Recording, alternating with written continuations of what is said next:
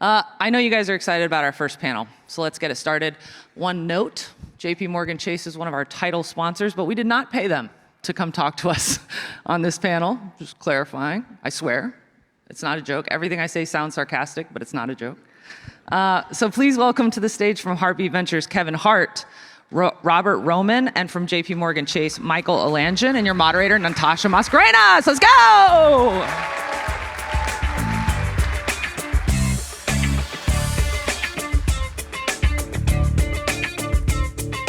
Hello. Check. Is my mic on? Yeah, check. I love these crowds because nobody expects you guys to have energy, but I do. TechCrunch! Woo! See that? Look at that. I didn't know we were allowed to have coffee on stage, but I guess we are. I am. I'm Kevin Hart. TechCrunch! Do it. Thank you for being here. Thank you. Thank you for having us. We're excited. Thank you all for being here. You are the highest paid comedian in the world. We're not paying you to be here, though. No, you're not. So, like... Make sure you say it again. I'm not being paid to be here. It's clear. Yeah. So you have to have something to say. But, I mean, I want to start with your brand. Mm-hmm. It's so many things. You are obviously a comedian, content creator, kids book author, started a fast food and vegan restaurant, investor, I'm sure I'm missing a bunch of things, and a CEO. Yes. What's the unifying thread between all these things other than you? Happiness, right? Happiness in doing what I love, in finding new energy, and discovering things that I love. The world of business was not something that I grew up in. It's not something that was available for me because of where I've come from. So the discovery of business and, how many levels you can achieve or boundaries or ground that can be broken just in the world of entrepreneurship. I think for me, that's where my exciting ways and mindset has come from and has evolved over the years, right? Like what started off as just being a comedian ended up, becoming a brand to, the conversation of being attached to a mogul. So I love that it can just continue to grow and go. And, I have a reason to get up every morning, and I'm excited about what's going to happen on every end of day or midday. So that energy is something that I need, and that's what I'm getting off on the most these days. When it comes to the kinds of brands you start yourself versus invest in, partner with, repost on your Instagram story, how do you choose the difference in commitment? Well, I mean, look, I think it's a learning curve, right? You don't know what to do out the gate. There's so much success and failure, right? Because when you're failing and doing things wrong, you're learning at the same time. So what I've learned to do is align myself with things that I like, people that I like. You like these two? Exactly. Mindsets that I like. People that are driven, goal-oriented, right? People that want the most out of opportunities and out of life. Also, in the position I'm in, I think the biggest thing is being a part of tomorrow's success, right? Engaging with the world of young entrepreneurs, young creatives.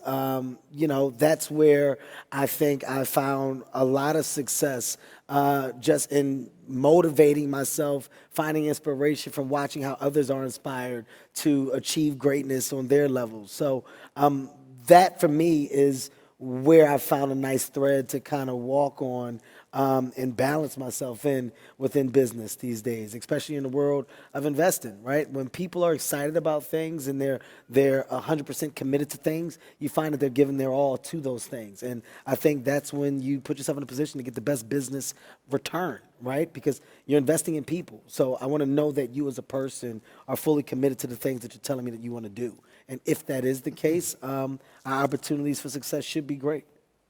Long term is all about what Hartbeat Ventures is. So tell me about how you two met and kind of decided to formalize some of this energy you're talking about. Yeah, Rob, you want to talk? Yeah, we talked a lot about, look, what excites me about what Kevin's done over the years is the fact that he's built enterprise and enterprise values. So when we came together and met a few years back, we talked about how we can change the investment world and came together and said, look, let's launch Hartbeat Ventures initially, and how do we take what he's created and invest in things that are organic, authentic, Sure.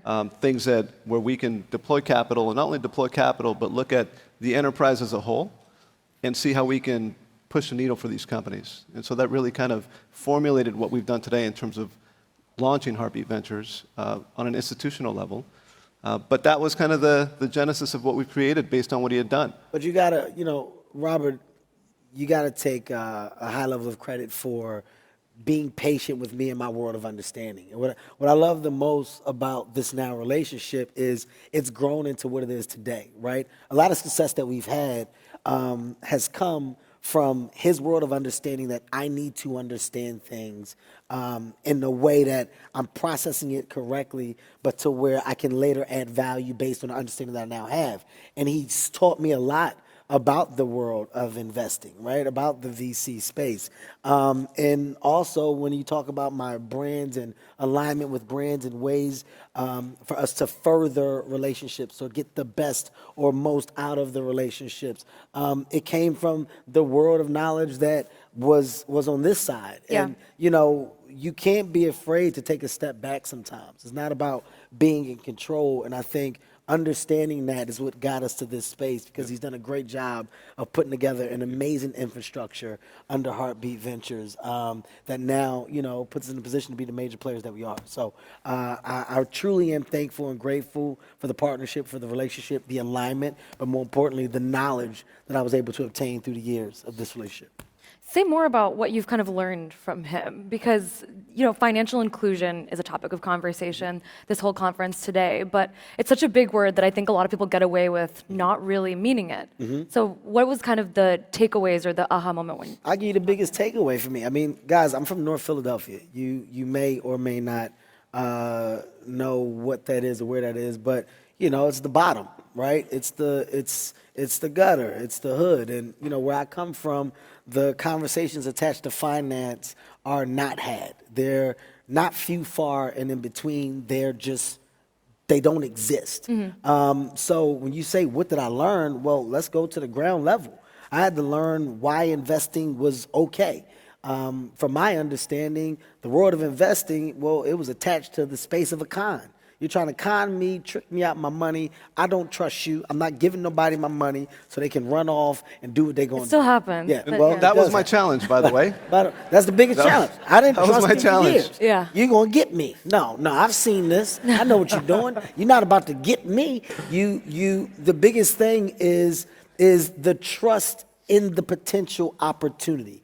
The biggest learning curve for me was understanding that the investment has a timeline attached to it. And because I invested today does not mean I get anything tomorrow. You have to be confident in understanding the world of growth and the process that has to happen. And it's not just about doing one. It's about understanding the economy, how the economy works, understanding how to make your money work for you. These are all things that I had to learn on the ground level, but I was confident about learning it. I didn't need or want to be the smartest guy in the room, and I had no feeling about being the dumbest guy in the room. No question was a bad question. And once he saw that and understood that, he saw the real work that needed to be done, and that was building the financial foundation of understanding that I did not have. So that, to me, was the most important thing, because that's the part that's ignored the most, right? When you have people that don't know about this space, well, it just comes from the discomfort of, I don't want to lose what I have based on giving it to someone else for someone to do something that they told me that they then didn't do. Like, I was on that ground level of thinking. Yeah. So it took years to change. Lots of patience.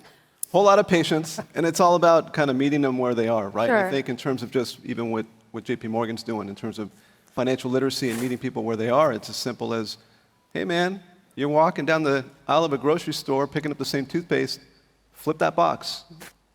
Procter & Gamble, can you buy that stock? What is stock? What is? So it starts kind of that level of simplicity, I think. I think a lot of times investing is overly complicated in terms of how that's delivered. The reality is it doesn't have to be. Absolutely. So Hartbeat Ventures takes on a pretty quiet vibe online compared to how you act online. And I'm curious if that's intentional. I don't know what that means, but let's just... a little shot right there. At Kevin Hart for real. But so is it intentional to be a little bit more mysterious? Yeah, or it's it's by- it's 35 by companies design. to date, correct? Yeah. It's definitely by design. I mean, look, Okay. I think for Kevin and I, it's really important to really prove out a blueprint. Okay. To make sure that before we actually do something in a big way, that we have proven numbers, that we've done what we set out to do, that the mission statement aligns, and that the partners are in place. And I think it took us years to do that.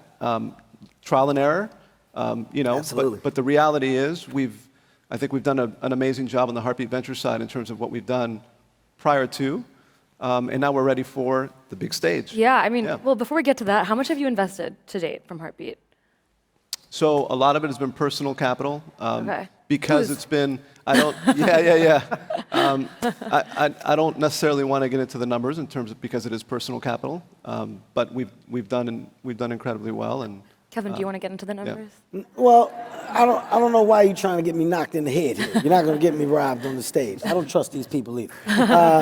But what I will tell you is that when he says the patient side of our business, it came from me understanding how I wanted to personally navigate with my finances, right?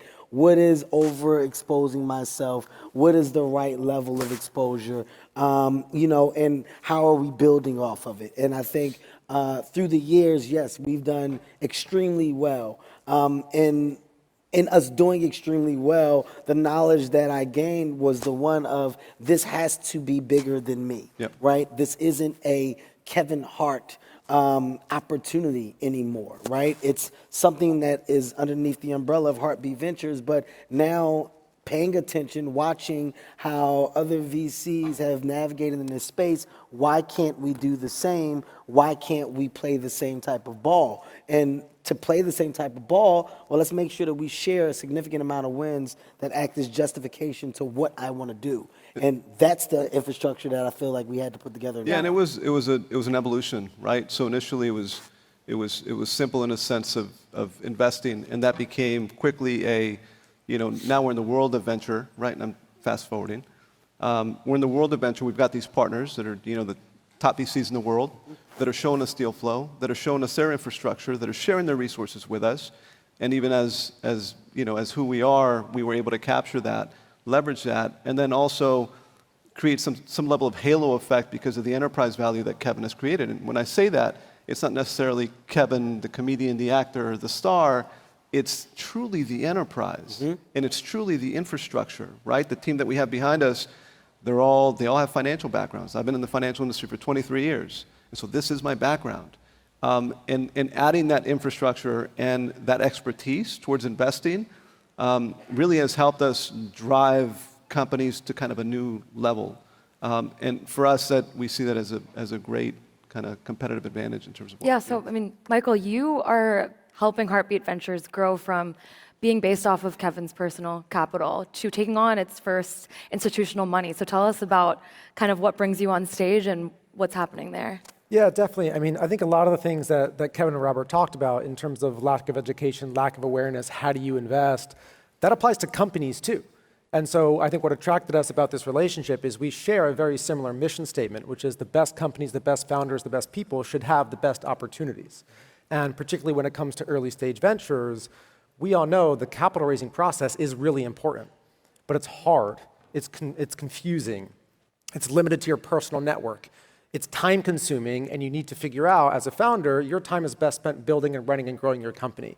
So when we thought about how could we help play in the venture space, we think about the services with our venture banking effort in terms of banking and payments and venture debt to some of the best startups in the world. We think about our investor footprint, both in terms of numbers and size, whether it's asset managers, hedge funds, private equity, VC, family offices.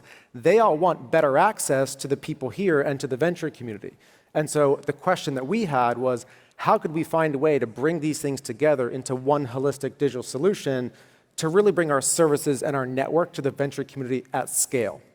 And that ultimately is the thesis behind a business that we're launching called Capital Connect, which is our digital private market ecosystem to really help companies and founders get access to capital, standardize and streamline the raising process, get access to the JP Morgan network, but importantly, as Kevin mentioned, get access to our network, our data, our insights, and our content so we can really help companies and funds grow. Yeah, I mean, there's a lot of trust issues around this, and it's so exciting to see it being productized in this way. I got a sneak peek during one of our prep calls of what the platform actually is. So tell people how this is different than, just saying, hey, I have a few friends on speed dial. You can talk to them sometimes when they're free. Yeah, certainly. Look, I think JP Morgan is a great brand, right? People like us, they trust us, we have a really stellar reputation. We don't take that for granted. And so one of the things that's really important is we talk a lot about relationships and who you know, right? 30% of venture deals are from people who know each other from some previous life. And so that network is really constrained.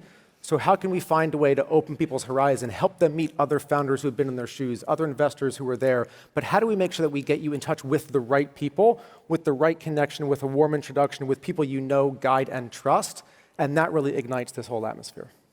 Kind of going back to this idea of taking on institutional capital for the first time, it's giving up some control. I'm sure it's not these guys that are the worry, but let's say down the road Hartbeat Ventures has 100 LPs, 200 investors. What do you think about control and kind of expanding it and making sure that you don't lose as much say as you had maybe during iteration 1? Well, I spoke on this a little bit in the beginning, just saying this is a space and world where egos can't exist, right? The only way to improve is to empower. And I think the beauty of aligning yourself with people that have operated in this space at a high level and who have done the business well over the years is trusting the direction in which they feel we can go, or the trajectory that they feel we can have. This is not a Kevin Hart machine that Kevin Hart stands in front of, and if I say it, it has to happen, and there's no other way.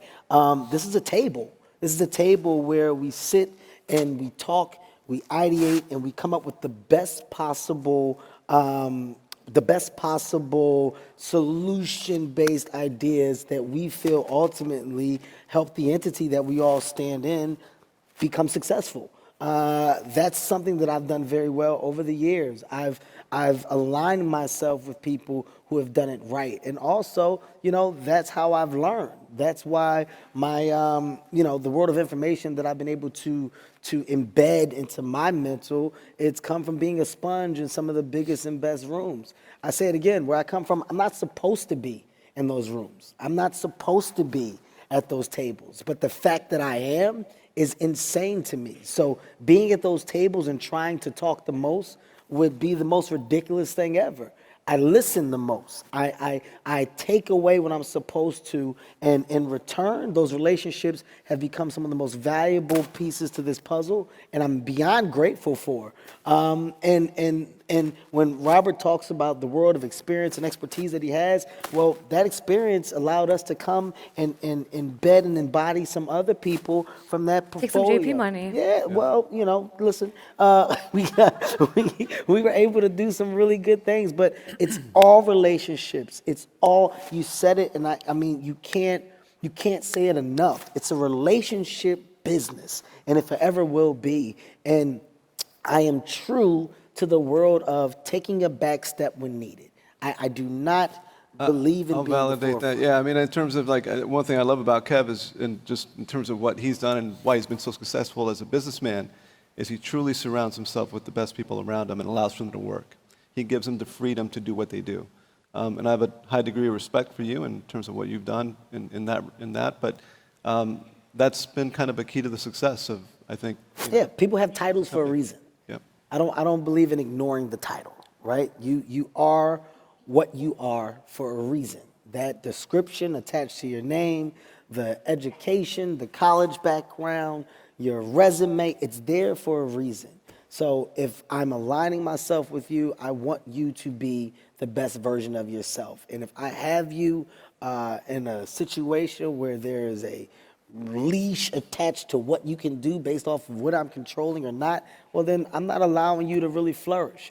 If you win, I win. That's how it should be, right? Our wins have to come from a collective world of success that we all are able to share and celebrate. That's how companies become successful. It's by understanding the world of we and not me. It's a team sport and forever will be. That's how I've always looked at it. it's this really unique tension in venture where the warm intro and the network are these words we use to kind of say we're going to invest in our friends. And I think when I think about how any celebrity who starts a venture firm, you have so much access to so many people. How do you make sure you're meeting the people who don't have your cell phone number or who don't have your cell phone number or your cell phone number? Like, where are you finding founders? Where do you guys source? It goes back once again to the world of relationships, right? I don't know who they all are, but when we're at a table and we're talking, well, there's a world of opportunity that comes from, Kevin, these are the people that you need to meet. Now, when you talk about the celebrity, I don't like to use the phrase celebrity because I'm not a celebrity. The celebrity was once a thing. Okay. At this point, I'm a business, I'm a brand, right? There's more underneath the title than just the celebrity. So my time has to be spent correctly, and I'm willing to spend it, right? I'm willing to put in the hours. I'm willing to sit at the tables. I'm willing to shake the hands. I'm willing to have the long discussions. I'm not too good for that. I'm not too good for the stages of meet and greet, for the stages of generals. And that's the real work. The real work is understanding the value in that time. And when they come and say, Kevin, we're going to need you for 2 days. And in those 2 days, we're putting you through the wheelhouse of conversations because we believe that these are the conversations that will better suit our needs in the future. All right, guys. Well, my team has spoken, and now I need to do my part. I need to now execute on the directive that I've been given. So I don't know all the people. I'm never going to know all the people. I know some of them. I know some. I'm happy about my some, but I want to know more. And in this space, if I want the right relationships, I have to be willing to do the work to obtain the more. And that's what I do very well. I think that's the separation from the Kevin Hart and the world of the celebrity. It's clear that it's an ecosystem and empire behind you and with you. And I think a lot about what you're saying about you want it to be beyond you. Mm-hmm. It's a hard thing to do. I mean, Hart's in the name. I like the name. Mm-hmm. I think about people love a lot of the things you do. They don't love some things that you do. Does that ever distract? Is it ever like, hey guys, yeah, it's Hartbeat Ventures, but it's not just about Kevin Hart. How do you balance that out? Well, I mean, listen, we all know that we're in a world of opinion, and you can't let opinion, deter you from what your ultimate goals are, right? Everybody's not going to like everything you do. It's just the way of the world. Some people are, some people aren't.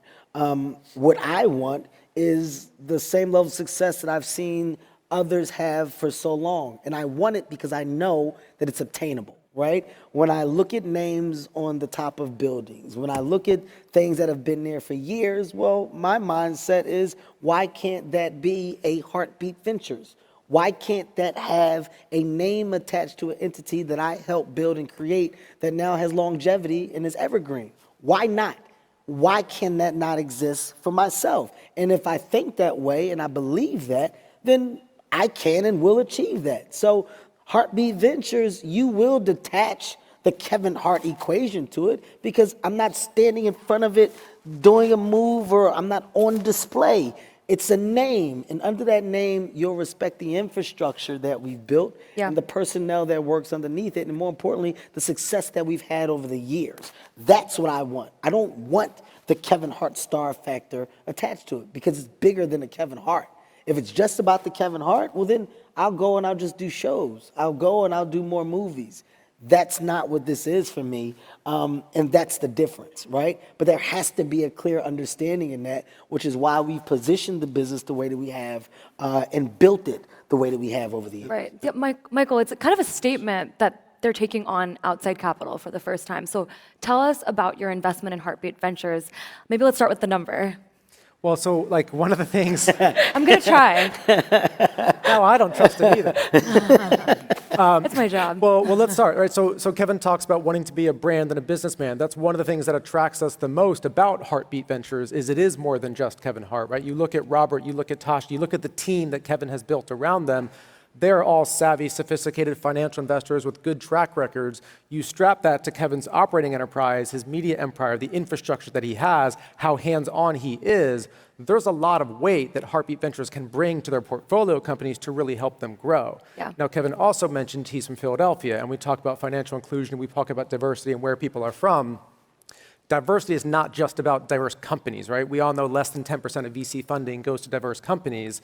The same is true with diverse investors, right? Diverse investors are less than 10% of the investors out there, and they represent less than 1.5% of the AUM. And so one of the things that we've been very focused on is this is a multifaceted problem. So not just helping companies, but diverse investors. So we created an initiative a couple of years ago called Project Spark, which is how can we give diverse funds capital and first-time fund managers to change that equation. Yeah. And over the last few years, we've put $90 million into 23 funds that have gone on to raise over $900 million of capital. And so through this project and through meeting with Kevin's team, we're super excited that as of yesterday, we just closed and JP Morgan is now the first investor in Hartbeat Ventures' new fund. And we're very excited for the things that we can do together. Yep. Yes. It's the biggest check you guys have written to date. What's the question? It's the biggest check you guys have written to date. It's the max allocation through the diverse emerging management program. What's really important. Good. You're good. I will talk offline. I want to, if you have a few minutes left, I want to end, we're talking about inclusivity, but I want to kind of talk about exclusivity as well. What are we not touching? Like what sectors, startups, ideas will we not see the Hartbeat Ventures name associated with? I mean, that's a difficult question, right? You know, to come out the gate and say what you're not going to do, it's ultimately saying what you're not willing to do. It's like it's a weird thing. I don't approach business or opportunity. But I'm sure that you have way. opinions on, I guess, sectors that you're not interested in investing in currently. We can hedge it. I mean, but I can say that that's stuff that I don't know about because I'm not educated properly. So if I were to sit down and come with a different perspective based on the conversation, then maybe the opportunity presents itself for me to be different. So I can't answer that and say, here's what we're not doing. What I can say that I'm excited about, just to touch on what was just said, is like, look, when it comes to the world of bridging the gaps and being a part of change, what are you doing, right? There's a lot of conversation where people are like, this needs to happen, this needs to happen. And those conversations are had on the outside, but ultimately I get to ask myself, what am I doing? Well, I now have an action item attached to what I'm doing, right? And if we can be a part of embracing that world of young entrepreneurs and investing in the future, and that future sees a significant return of opportunity based on the initiative of Kevin Hart's company that started out as this thing, but now it's going back, and I'm back to my community, I'm back to my culture, I'm back to the space of young, well, I'm doing my part. I'm trying to close a hole that's so wide that over the years, you know, everybody's now pitching it however they can. And if we all do our part, well, we'll see it. We'll see a major difference in you know, the circumference of that hole. It'll start to close. But you have to take responsibility some way, somehow. And I love that myself and my partners are prioritizing that, right? That, to me, that's the W out the gate. That's the big part out the gate. Yeah, and I will say that, you know, the reason why we're so excited about this partnership is because of, you know, their initiative on inclusion, and, you know, it aligns with us and aligns with Kevin's mission statement on bridging the gap. So, you know, a portion of what we'll allocate as a fund will go to minority founders, underrepresented founders. Okay. On top of Do you have that, specific goals around that? I will, but let me finish. So Okay. on top of that, we're looking at companies that also have the initiative and a mission statement towards empowering minorities. So what I mean by that is having their own layers to allow for not only leadership, but equity in minorities. So people that have kind of programs or companies that do, that aligns with what we're doing. Again, it's all about kind of bridging the gap. Yeah. And I think we're very focused on the same thing, which is bridging the gap wealth. And if you look at the current market environment, right, there's more private companies, they're staying private longer, there's more employees working at private companies, more Sure. private companies are issuing stock to attract, retain, and incentivize employees. But if you look at the market environment right now, there's not a lot of exit events happening, M&As or IPOs. So there is a lot of wealth sitting illiquid on paper in people's hands. And so one of the initiatives that we've taken on recently that we're very focused on is we just bought a company called Global Shares. We closed 2 months ago. It provides cap table management services to private companies, but we don't just want to help companies get access to issue equity. We use this as a way to get access to the underlying people, the management teams, the employees, to understand what is that equity, what does it mean, how much it's worth, what are the liquidity options to buy a car, Sure. buy a house, tax implications, Yeah. and match them with a wealth advisor to really help them understand what they have. Let's end with the best way to reach you guys. What's the best way to reach you right now if you're a startup that wants? Call Robert. Robert, you mind if I give you a cell out? Quick Is that- cell. You want to do that real fast? I'll tweet Yes, it. please I'll do. tweet Yeah, it. guys, you can reach Robert directly at 213. There's a site up. There's a contact there Okay. on heartbeatventures.com. All right, you heard it here first. Thank you guys so much for your time. No, thank you. Kevin, Michael, Robert. And before we go too, I just want to say, this is big, man. TechCrunch, as a guy that's seen from afar, that's been a fan, it does mean a lot to be on this stage. So thank you to you guys for allowing us the opportunity to come on here and just simply talk about what we're doing and what's going on in the world of. But this is something that I do not take for granted, humbled by it. So thank you to you guys as well. you. Come back soon. Yes. Thank you. Oh.